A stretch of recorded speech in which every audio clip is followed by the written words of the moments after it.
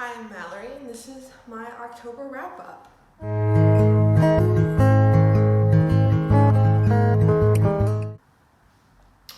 Okay, so the first 3 books that I read this month, I vlogged in my reading vlog that I posted early on in October. And the first one of those was Anxious People by Frederick Bachman.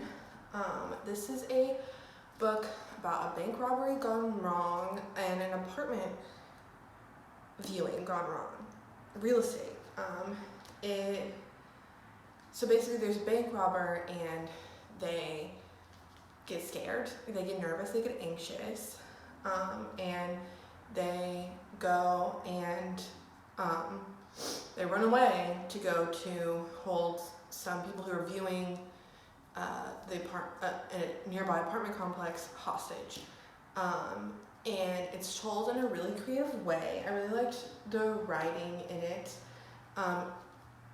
It features, just a little view of humanity. All of the characters are kind of interconnected from the past, even if they don't know it.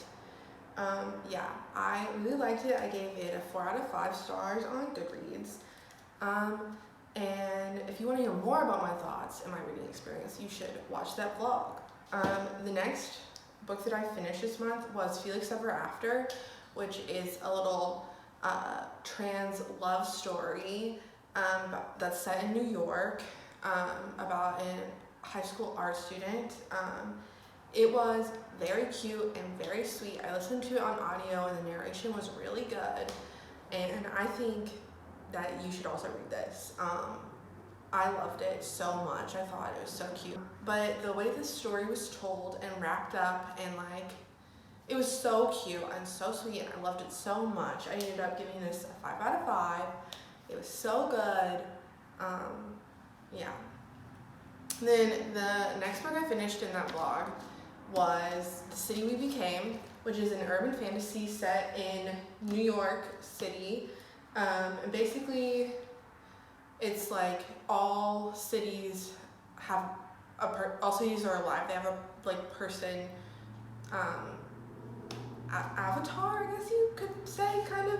And New York is a little bit different because of all of the boroughs, and each borough has a different person, and then there's also New York, and it's just like story of New York becoming a city. And it was fantastic. The world building that N.K. Jemisin does in this, is so brilliant and so good. And, she really, the cast of characters is super diverse. It's like a urban fantasy, a found family, it was so good. Just thinking about how brilliantly it was written and the world was built and the characters were, the characters found each other, and it was so good. I gave it 5 stars. I loved it a lot.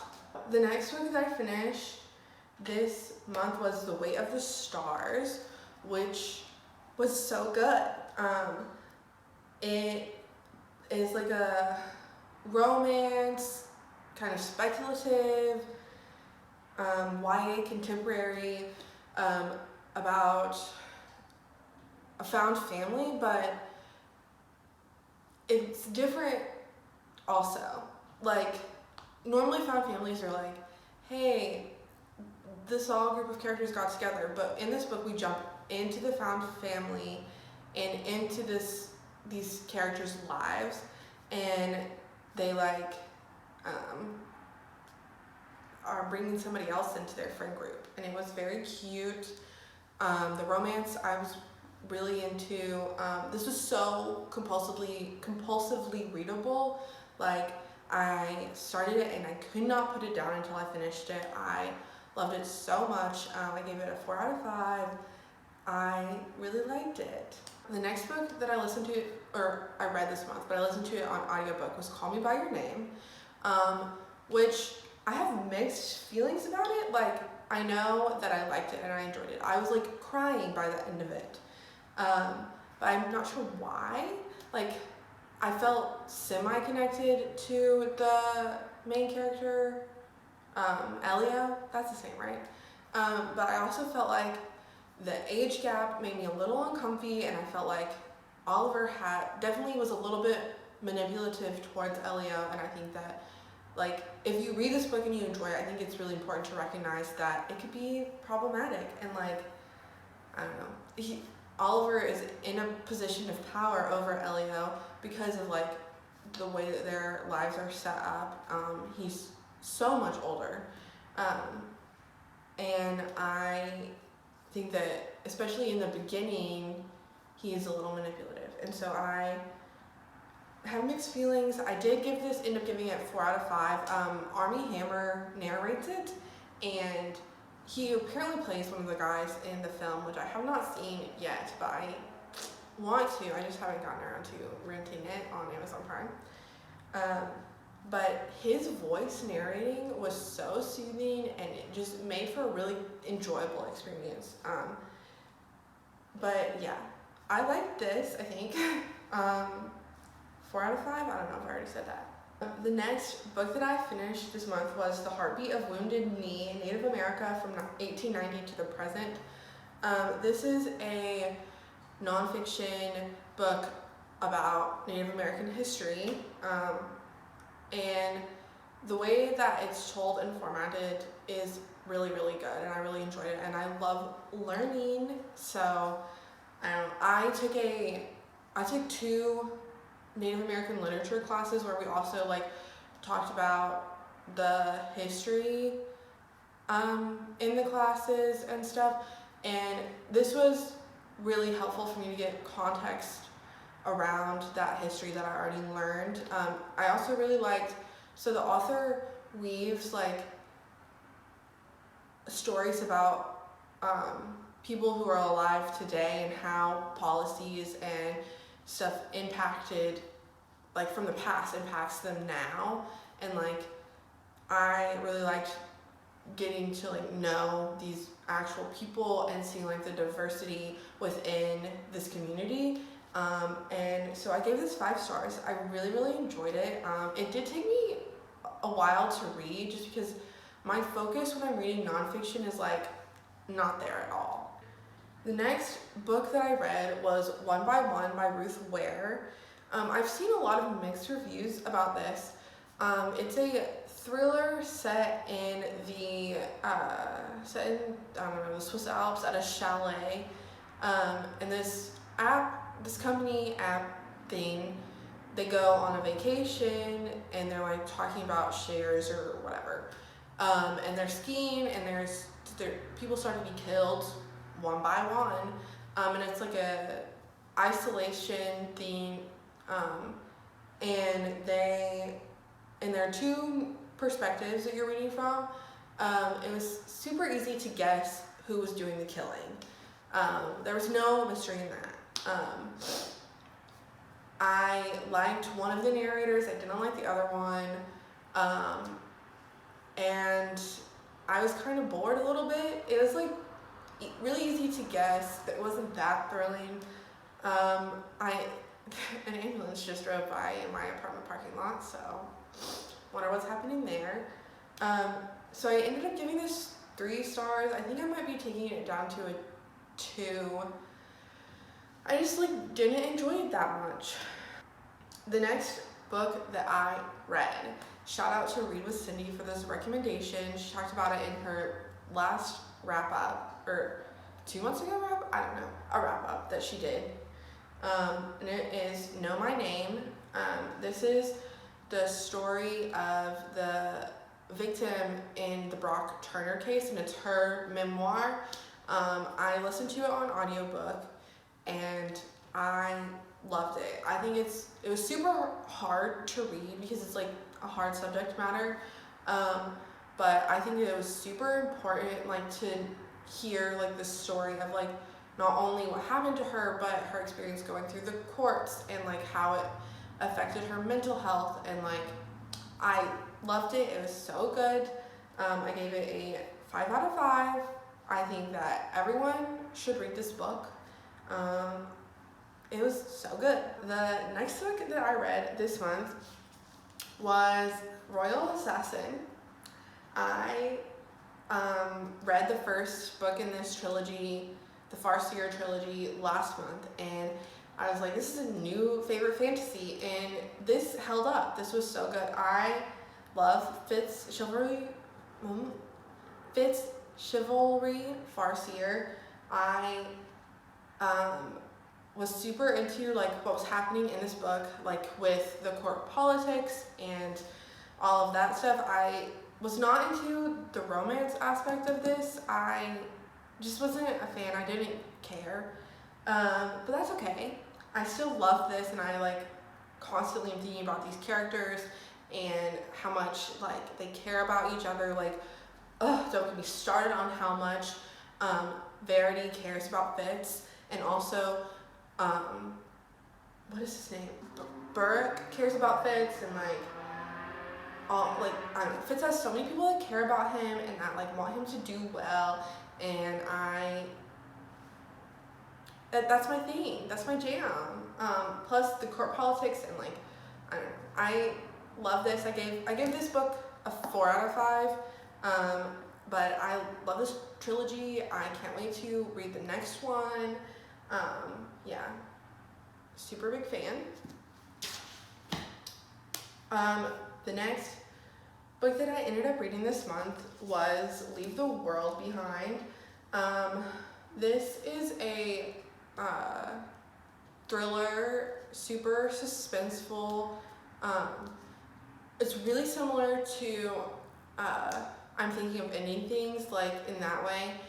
It follows, so a family is taking a vacation and they rented like an Airbnb from somebody, and they like are at their vacation, and then the family that they were renting the Airbnb from knocks on the door, and it's like, we saw the power go out in New York and we felt like it was unsafe. We live on like the very high floor, the elevators were down, we just decided to come here, can we stay?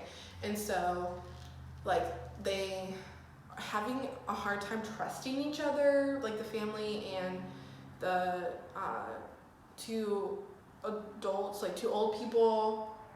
Yeah, they're like elderly, they're grandparents. And they and it's just, I don't know, I felt in my Goodreads review, I was like, this is like just a story about humanity and also the world ending, I think. A bunch of weird shit happens. I don't know. And it ends on like this weird note where you're not sure if they'll be okay, I guess. I don't know. I really, really liked this. Not a lot happens, but it was super thrilling and like compelling and eerie, and like the tension is building from the very first sentence, like the way it's written. I was really into the writing style. So I ended up giving it 5 out of 5 stars. The next book that I read was How to Be an Anti-Racist. And for some reason, this book has been on my TBR, but it's like kind of scared me. I was like, I don't know, I feel like this is going to be very hard to read, like very academic, not what I'm used to reading. I feel like it's going to be too hard for my smooth brain. But it was not. It was not like super academic and intimidating like I thought it was going to be. It was super educational, but the author does a really, really good job of like breaking down his concepts and the definitions of the terms that he's using in a way that's super accessible to anyone who's reading this. I also liked how he like put in like parts of his life and his experience, and like how he has learned these lessons for himself. And so I gave it a 5 out of 5. I thought it was really good. The next book that I read was Cemetery Boys, and this was so cute. It's like a little speculative YA romance moment. Super cute, super fun. It follows a Latinx character, trans boy who is trying to kind of like prove his identity through this like ancestral magic that happens. And he ends up like raising the wrong ghost, I guess, and he like shenanigans ensue. It's like a story about identity and acceptance, and it's a romance, and the romance is so cute, and I really liked it. I gave it a 5 out of 5. It was perfect and vibey. I read it like, it starts on 2 days before Halloween, and I read it then, and I was like, I'm so good. I was really proud of myself. You can't tell. And then the last book that I read this month was a reread. This is something I like to pick up every few Halloweens because I just think it's so fun and good. And it's There's Someone Inside Your House. This is a YA slasher novel, and it is super fun. I have read it a few times. I actually won this in an Instagram contest that the author ran, and it's like personalized. That's fun. But this follows McConaughey Young, and it's set in a small town in Nebraska, set in a small town in Nebraska, and she's like new to town, and then people start being picked off and kind of hunted and creeped out, and it's, I don't know, it like escalates from there. There's like a little romance that I thought was really cute. The only thing that I'm like not into in this is there's like this allusion to McConaughey's past and why she might be targeted. Like throughout the whole thing, it like talks about that, and I don't think it needs that element to the story. I don't think it needs her to have some deep dark secret that she has to like reveal. I don't know. I do love the small town vibes. This is like the first thriller I ever read, and so it has like a special little place in my heart because since, especially this year, I've been like reading the thrillers. But this is super fun and cute, but since I have read a bunch of thrillers, I know that it's not like the best, the epitome. I gave it 3 stars on this reread. I don't know what it was before that for me, but I do really enjoy this, and I think it was super fun to read on Halloween. So yeah, that's all the books that I read this month. I hope you liked hearing me talk about them. Yeah, like, subscribe, follow me on freaking Twitter. That's it. I'm done.